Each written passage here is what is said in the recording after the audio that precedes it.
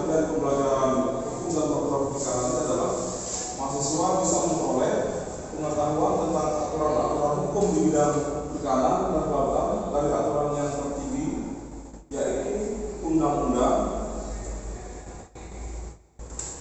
peraturan presiden, peraturan menteri, peraturan gubernur, peraturan daerah, dan peraturan desa. Nah, nanti terkait undang-undang ini nanti kita akan bahas di substansi berikutnya dalam kajian-kajian di undang-undang kaitannya dengan undang-undang nomor 32 tentang lingkungan hidup dan undang-undang perikanan.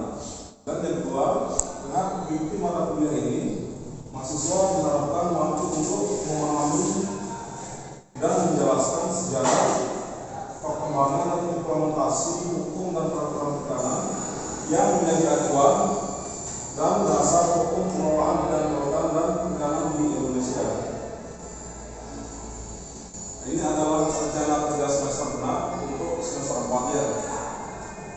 Adapun pembahasan yang akan kita bahas pada semester ini yaitu 14 kali pertemuan, di mana pertemuan pertama kita akan membahas tentang pengertian dasar ilmu hukum dan peraturan perikanan. Yang kedua, sejarah peraturan perikanan dan hukum laut di Indonesia. Yang ketiga, isu dan dinamika hukum perikanan. Keempat, potensi wilayah pesisir dan laut, pengaturan perikanan darat dan permasalahan perikanan. Yang kedua, dinamika hukum perikanan.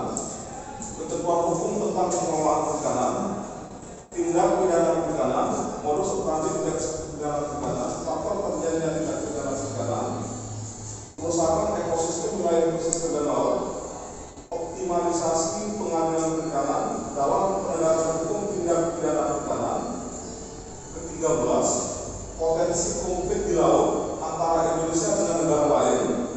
Dan yang terakhir adalah hukum internasional di bidang perikanan dan kelautannya.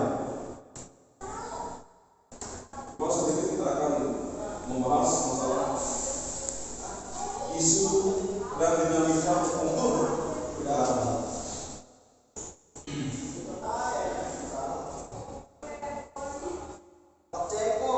Sesuatu yang menjadi apa namanya di isu-isu yang mengungkapkan hari ini kita sering mendengar kaitannya dengan kepemilikan produk itu oleh negara asing.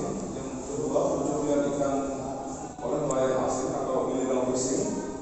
Yang ketiga adalah penipuan ikan, dan yang keempat adalah batas laut teritorial. Ini adalah isu-isu yang menurut secara faktual yang harus Anda pahami dan memang harus Anda tahu, karena rata-rata konflik di laut itu disebabkan oleh yang pada umumnya disebabkan oleh dia yang nomor dua dan yang nomor 4, yaitu illegal fishing atau pencurian ikan oleh nelayan asing, dan yang keempat adalah batas laut teritorial.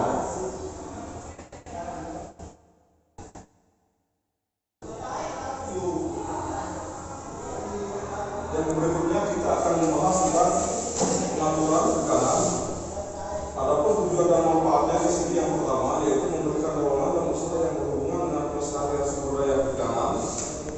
Yang kedua, pengaturan akan meningkatkan kualitas dan kuantitas dari hasil tangkapan.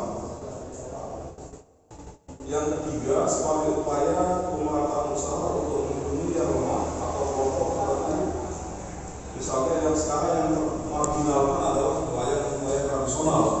Karena apa? Karena secara realita kita lihat ya, 75% nelayan-nelayan kita adalah nelayan-nelayan tradisional yang tinggal di sepanjang pesisir Sabang sampai Merauke. Karena apa? Karena mereka kekurangan infrastruktur dalam melakukan kegiatan penangkapan ikan. Jadi kita bisa membayangkan ini memang problem yang sudah lama terjadi. Rata-rata nelayan-nelayan tradisional kita hanya menghabiskan bahan bakar hanya untuk mencari daerah penangkapan ikan. Jadi kalau bahasa sederhananya itu lebih besar pokok yang dia keluarkan daripada hasil tangkapan yang dia peroleh. Nah, itulah yang menyebabkan terjadinya kemiskinan atau rendahnya perekonomian masyarakat nelayan kita. Ya, salah satu penyebabnya yang memang adalah kekurangan armada yang mereka miliki. Karena apa? Karena sifat sifat usaha penangkapan yang mereka lakukan itu masih bersifat tradisional. Lihat, ini kalau kita berbicara poin yang ketiga. Dan yang keempat adalah mencegah pemborosan tenaga kerja dan modal serta mengoptimalkan alokasi sumber daya sehingga menjadi lebih berdaya guna. Sekarang kita melihat problem yang terjadi kaitannya dengan masalah tekanannya atau misalnya permasalahan tekanan. Di sini ada mikroteknis dan ada makro struktural di sini. Yang pertama kita melihat di sini yang sifatnya mikroteknis yang dijelaskan tadi itu ya, tingkat kemiskinan nelayan yang tinggi, rendahnya produktivitas, gejala tangkap lebih dan kapal asing. Itu ya. Overfishing ini yang menyebabkan terjadinya stok ikan di perairan itu berkurang. Yang pertama yang tadi itu adanya illegal fishing, dan yang kedua adalah overfishing. Coba kalau dibedakannya, terjadi penangkapan yang berlebihan atau overfishing dan illegal fishing. Penangkapan ilegal dan pemanfaatan atau penangkapan ikan secara ilegal. Yang berikutnya adalah masalah kawasan pesisir dan pulau-pulau kecil. Pemanfaatan kawasan pantai ini untuk keperluan yang lain, tapi yang mengemuka akhir-akhir ini yaitu pemanfaatan kawasan pantai untuk pembuatan tambang. Nah, ini yang menyebabkan kawasan pesisir itu mengalami perubahan. Yang berikutnya adalah lemahnya pemasaran produk hasil perikanan, tidak stabilnya harga dengan faktor produksi. Yang berikutnya adalah pengembangan teknologi dan rendahnya semangat sebagai bangsa bahari. Jadi ya, kalau bangsa gaul kita itu ya, kita malu menjadi nelayan, lebih senang kita menjadi pegawai. Nah itu yang memang membumi masih di masyarakat kita. Karena apa? Karena ya kalau bangsa kita gengsi lah. Makanya di pulang-pulang besar itu, soalnya tadi di Narmada itu saya lihat, saya ada pulang besar, jangan malu menjadi petani katanya.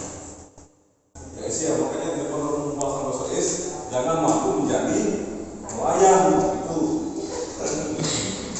Nah itu ya. Nah ini contoh terkait dengan ya pengembangan teknologi dan rendahnya semangat kita sebagai bangsa bahari. Nah itu karena apa? Karena kita gengsi, nama gengsi banyak malu ya ya. Ini kalau ngomong banyak malu repot. Nah, jadi banggalah Anda sebagai nelayan, banggalah Anda sebagai peternak, banggalah Anda sebagai petani.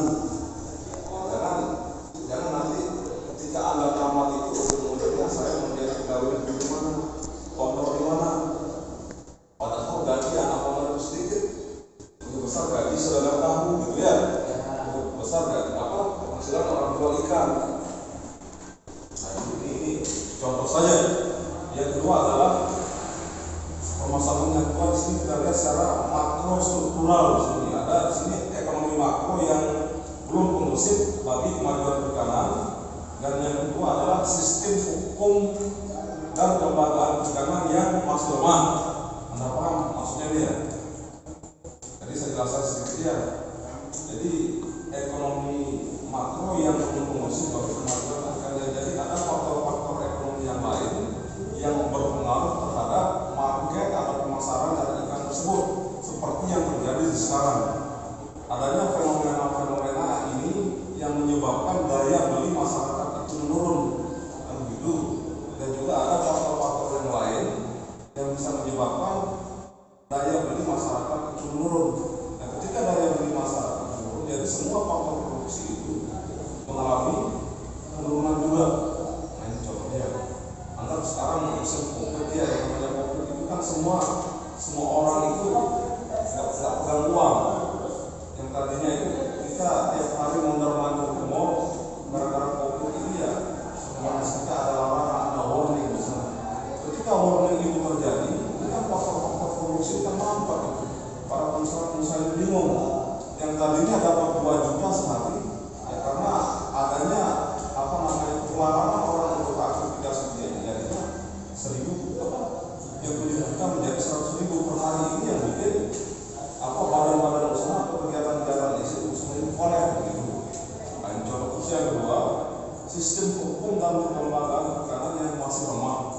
Di sini ya ada aturan-aturan hukum dan kelembagaan yang bisa dikatakan masih lemah. Memang aturan hukumnya ada, lembaganya ada, tetapi di sini ada semacam ada hambatan lah, ada kendala-kendala orang untuk misalnya melakukan bisnis di bidang perikanan misalnya. Jadi ada syarat-syarat yang tidak bisa terpenuhi sehingga orang itu gagal atau tidak bisa melanjutkan usahanya misalnya. Sekarang kita mau membuka usaha tambak, ya dengan adanya regulasi yang ketat, dengan ada aturan yang ketat juga, birokrasi yang berbelok-belok, jadi itu yang membuat orang untuk sedang untuk membuka usaha. Jadi inilah permasalahan atau problem yang sifatnya makro struktural, ya.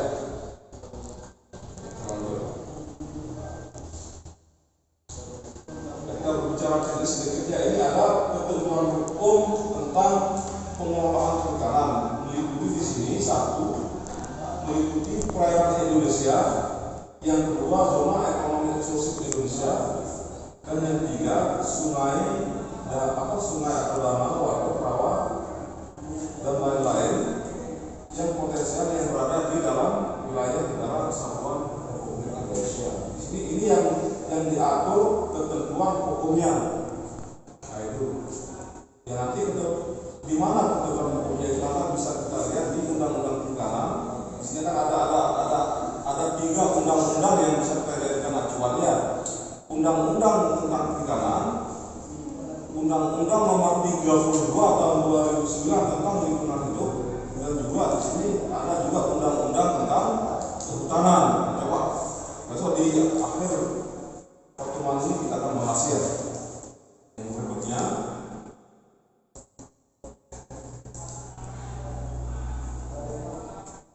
ini tindak pidana perikanan. Nah, di dalam tindak pidana perikanan ini kita akan melihat Undang-Undang Nomor 45 Tahun 2009 atas perubahan Undang-Undang Nomor 31 Tahun 2004. Jadi diratifikasi atau berubah menjadi Undang-Undang Nomor 31 Tahun Undang-Undang Nomor 45 Tahun 2009 tentang perikanan yang menyatakan penangkapan ikan adalah kegiatan untuk memperoleh ikan di perairan yang tidak dalam keadaan dibudidayakan. Nah, begitu. Penjelasan lagi sekali, penangkapan ikan adalah kegiatan untuk memperoleh ikan di perairan yang tidak dalam keadaan dibudidayakan dengan alat atau cara apapun, termasuk kegiatan yang menggunakan kapal untuk memuat, mengangkut, menyimpan, mendinginkan, menangani, mengolah, dan atau mengawetkan di bahasa hukum. Nah itu. Baca ya sih. Baca seorang hukum.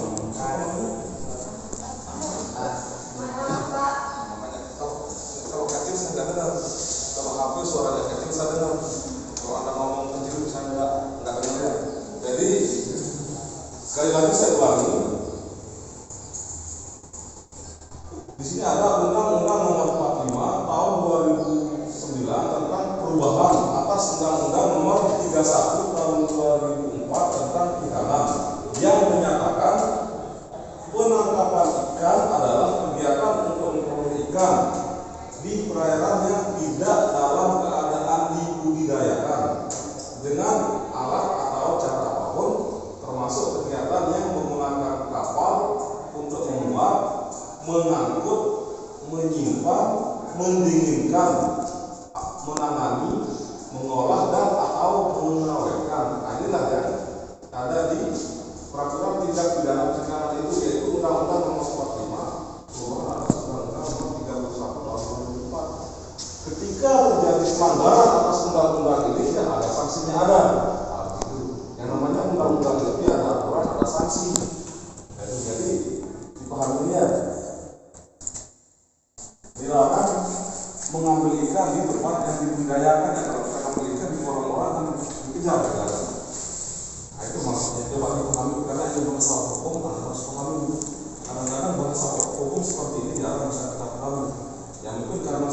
udah kita apa namanya itu kita sedikit terkecoh. Akhirnya ketika mengimplementasikan itu kita melakukan pelanggaran. Nah, gitu ya. Jadi ya kenapa orang itu sering melakukan pelanggaran hukum ya banyak faktor. Coba kita lihat di sini di modusnya ya. Modus. Nah, ini modus operandi tindak pidana perikanan. Nah, ini modus orang mencuri ikan gitu. Jari-jarian. Ya modusnya nganggur-nganggur aja sih. Ini modus orang atau modus operandi tindak pidana perikanan. Di sini ada kegiatan penangkapan ikan tanpa menggunakan dokumen. Ini kaitannya dengan apa namanya itu pelanggaran yang sifatnya perizinan di sini ya. Sekali lagi kegiatan penangkapan ikan tanpa menggunakan dokumen dan izin penangkapan dan kegiatan ini dilakukan secara terorganisir yang bersifat transnasional, organisasi lainnya sifat internasional. Yang kedua, secara internasional atau dalam prinsip sering disampaikan dengan pidana lainnya atau yaitu perikanan yang tidak sah, kegiatan perikanan yang tidak diatur oleh peraturan yang ada atau aktivitas yang tidak dilakukan kepada institusi atau lembaga pengelolaan perikanan yang tersedia. Ini adalah modus-modus yang sering kita jumpai. Orang malas ngurus surat, orang malas ngurus apa gitu. Karena ini perairan ini luas, ya kita nangkep aja gitu. Jadi makanya rata-rata ketika orang itu ketahuan menangkap ikan, paling-paling yang dilihat apa? Dokumen berlayarnya yang dilihat. Ada dokumennya apa tidak? Jadi yang pertama yang dilihat itu akan biasanya yang dicek itu kan dokumen terus berapa tahun dia datang, dia definisikan apa yang dilihat. Karena di dalam pasal-pasal itu juga ada jenis ikan-ikan yang tidak boleh ditangkap. Jadi biasanya yang dicek pertama itu adalah dokumen berlayarnya. Dokumen berlayar dilihat berlayar berapa tahun itu kan bisa dikenakan pasal begitu ya. Jadi siapa tahu nanti di sana ada definisikan yang dilindungi. Nah, ini adalah modus-modus daripada tindak pidana perikanan. Silakan buka yang bertanya ya. Silakan Les, duluan Les. Apa yang memicu terjadinya pelanggaran hukum di laut? Ya kalau kita yang memicu itu ya banyak juga yang memicu ya. Apa yang menyebabkan orang melakukan pelanggaran di laut itu? Ya biasanya itu ya. Nanti kita akan lihat di apa namanya itu kenapa negara-negara asing itu mencuri ikan gitu. Atau orang lain asing itu mencuri ikan karena apa? Karena kebutuhan atau daerah sindrom di negara mereka itu atau di negara tetangga kita itu sangat berkurang. Kan begitu. Nah, terus yang kedua, kenapa lagi apa namanya itu pelanggaran itu terjadi ya? Karena memang ada juga ya apa aturan-aturan formal yang secara apa namanya itu yang secara sektoral itu tidak dijalankan dengan baik. Sekali lagi karena dalam itu kan sudah dijelaskan dari awalnya kan ada 3 institusi di sana.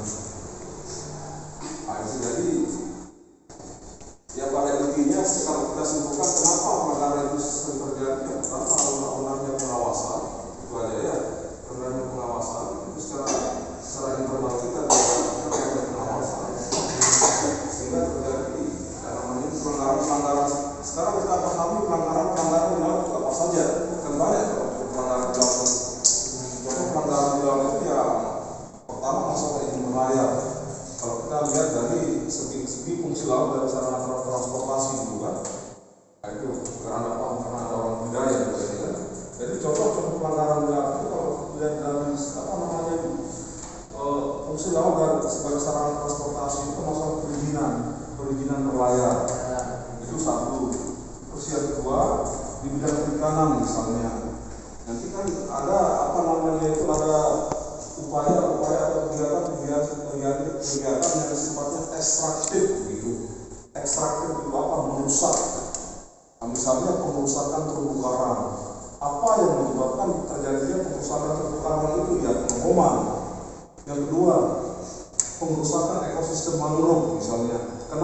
bisa terjadi? Yaitu dilakukan karena apa? Kebutuhan akan lahan tambak yang sangat terbatas. Ya mau nggak mau ya orang harus merusak atau mengeksploitasi pesisir itu menjadi lahan tambak. Kan begitu. Misalnya sekarang ada juga di kawasan pesisir itu ada ekosistem Lanung.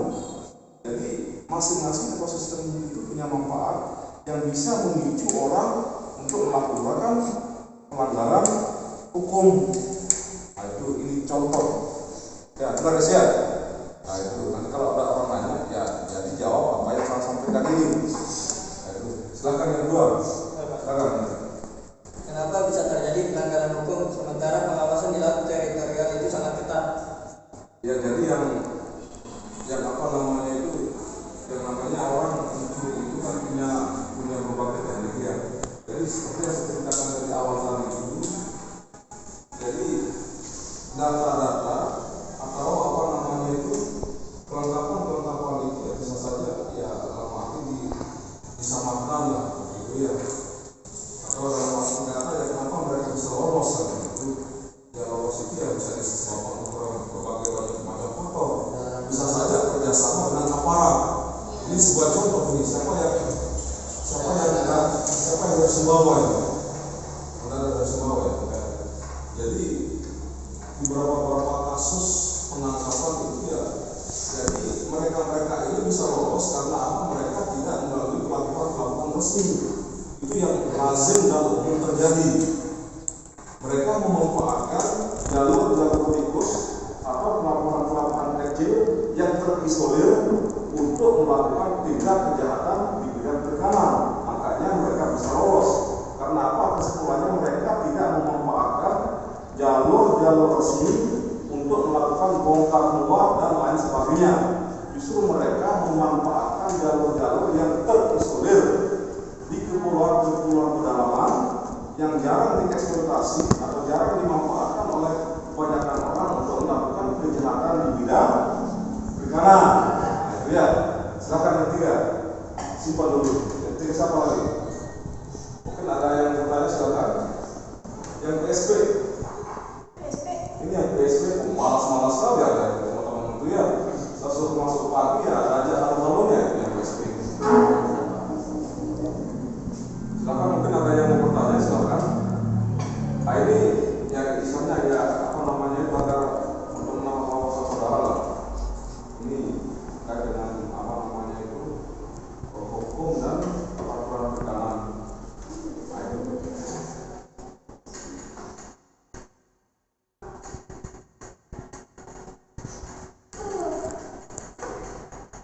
Ini coba kita melihat aja faktor terjadinya tindak pidana perikanan.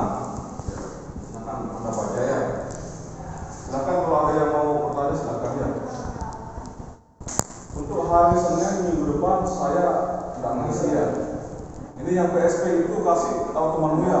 Senin minggu depan saya tidak mengisi. Hari ini saya isi. Silakan ada yang mau bertanya silakan ya.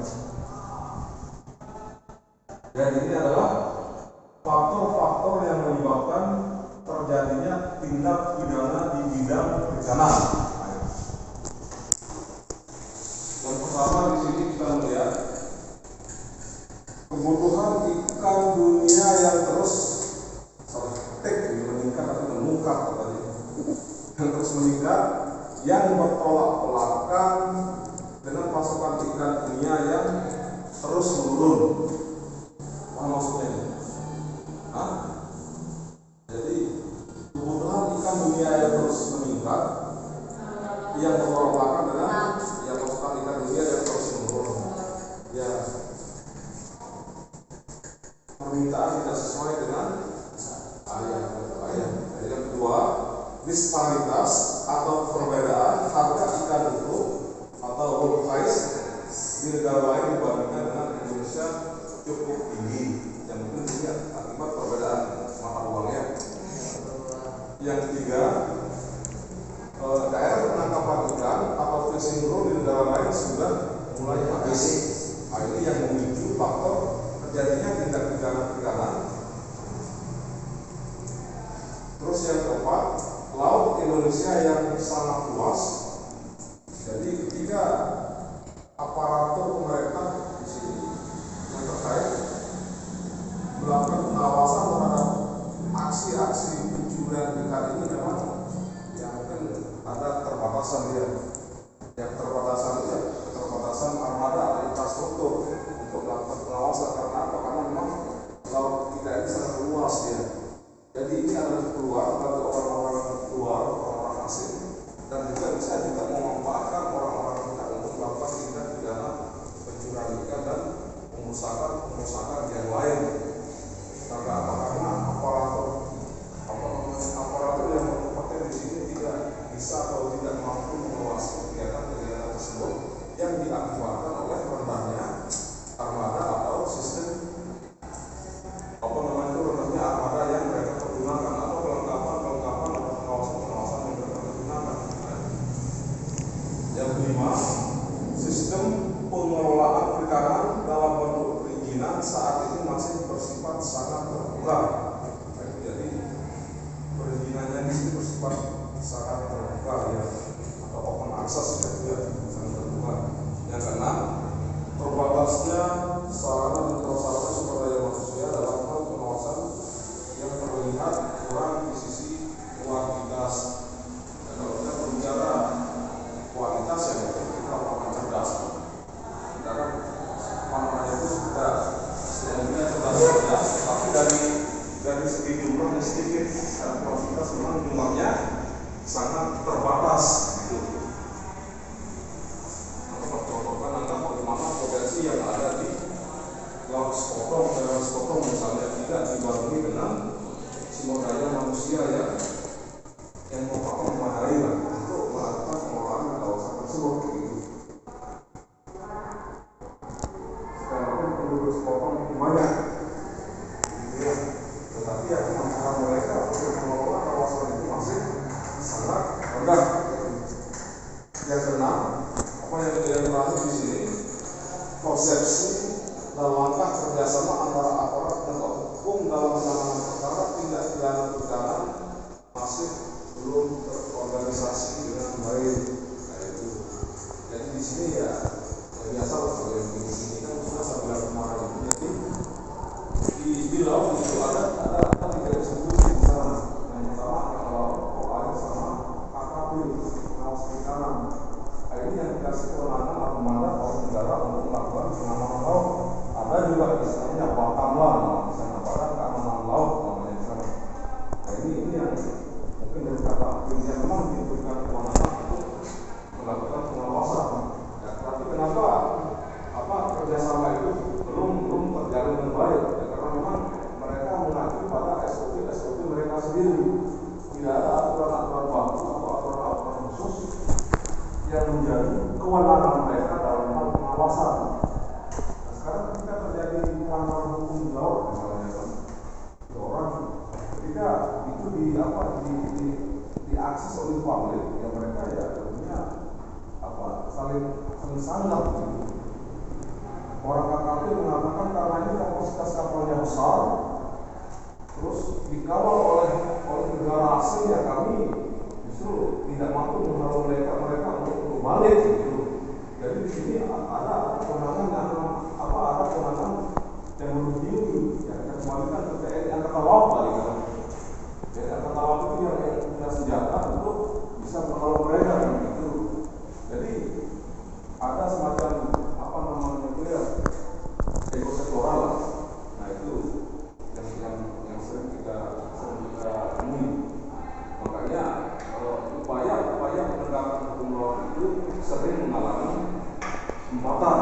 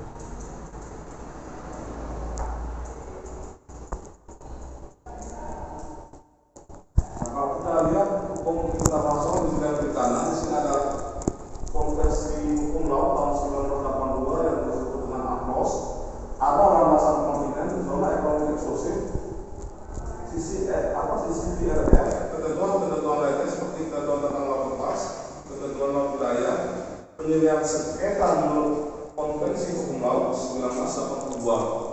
Bukan nanti itu minggu depan kita bahas, ya. Minggu depan kita bahas. Untuk hari ini kita akhiri. Atas kerjasamanya saya ucapkan banyak terima kasih. Sekali lagi untuk minggu depan saya tidak masuk, ya, mengambil. Nanti kasih tahu teman-teman yang JP, sama teman-teman yang KSP berarti tersisa lagi dua kali pertemuan. Sekian, assalamualaikum warahmatullahi wabarakatuh.